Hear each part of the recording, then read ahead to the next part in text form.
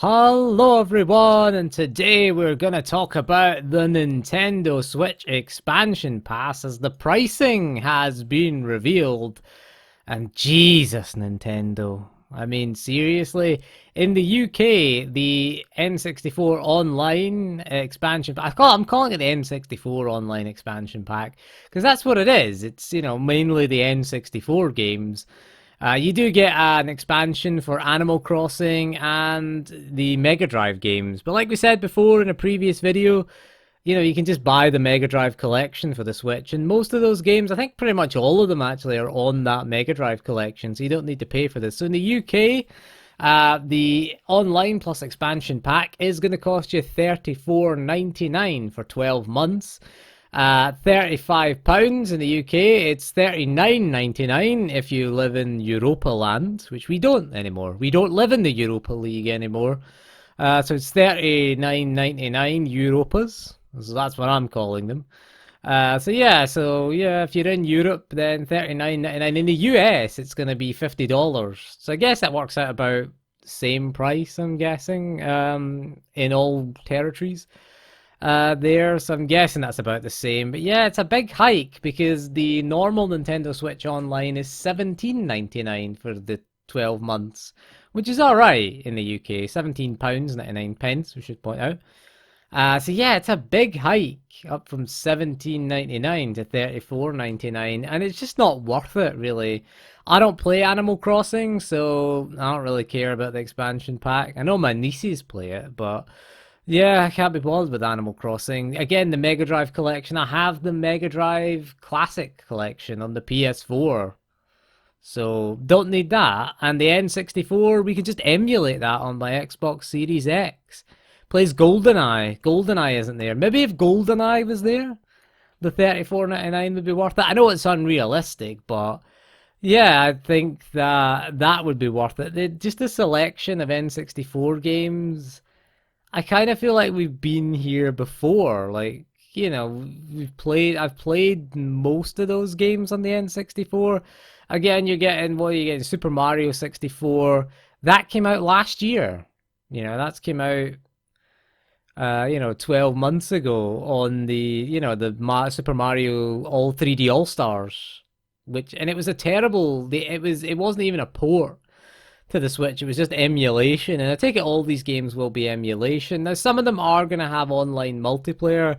Mario Tennis, Mario Kart, and Lilac Wars, or Star Fox 64 if you're in the US. They're all going to have online multiplayer, and that's not too bad. You can get online multiplayer with emulators on the PC, I should point out. But yeah, most of the games that are coming out, I've kind of played them all. Ocarina of Time, yeah, it's a classic, but how many Nintendo consoles has Ocarina of Time been released on? I bought Ocarina of Time on the N64. I bought it when it came with Wind Waker on the GameCube.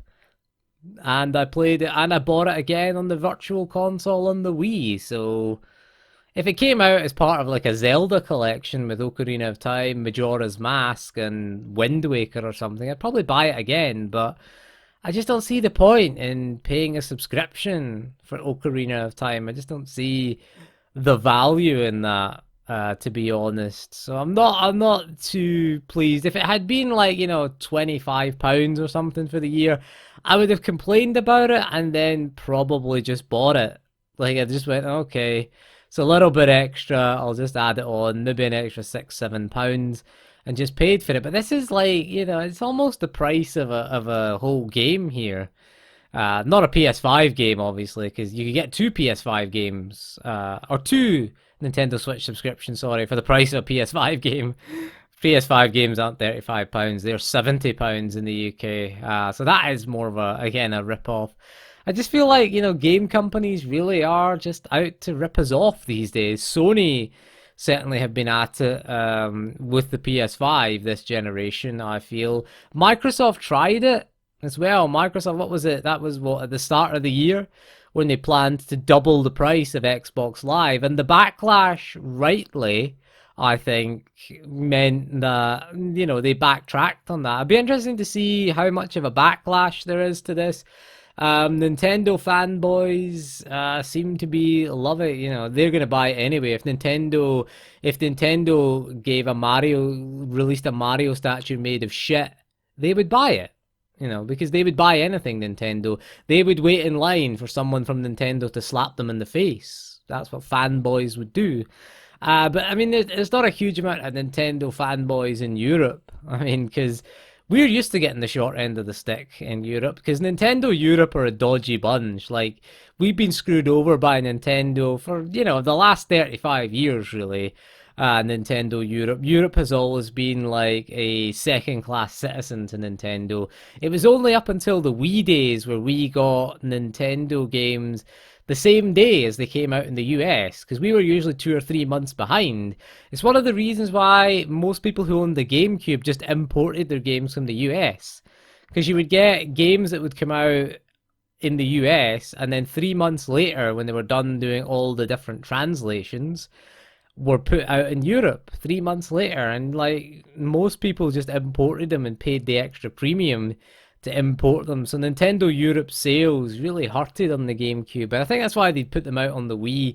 So we're used to shady Nintendo Europe things. They were fined, what, 100 million euros in the early 2000s for their dodgy business practices. They were sort of artificially inflating the prices of their products, and again manipulating the free market. So the European Trade Commission gave them a massive fine. I don't know if it was 100 million euros or $100 million. I can't remember what the unit of currency was, but they did get a massive fine for the dodgy business practices. So that's a little bit of, I didn't go into too much detail, but a little bit of history of Nintendo Europe's shady business practices. But yeah, I don't think I'll be getting the N64 emulation on the Nintendo Switch. I think we'll stick to it on the PC and their Xbox Series X. We can play GoldenEye on them. You can play GoldenEye with a mouse and keyboard at 1080p and 60 FPS on the PC. So yeah, I would, again, if GoldenEye was there, count me in for it. But nah, other than that, it is a bit of a rip-off. We seem to be getting ripped off a lot by the big sort of three companies. At least Valve aren't so bad. At least they're showing you can open up your Steam Deck. So hopefully Valve can come along and save it. I imagine the Steam Deck will be able to run these N64 emulators. I'm imagining so, because it doesn't take much to run an N64 emulator. Devices like the Raspberry Pi and what is it? You can get handheld devices as well.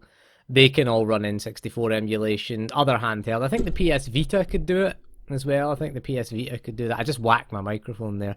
But anyway, so yeah, Nintendo Switch Online, not impressed by the expansion pack. So let me know if you're going to get it.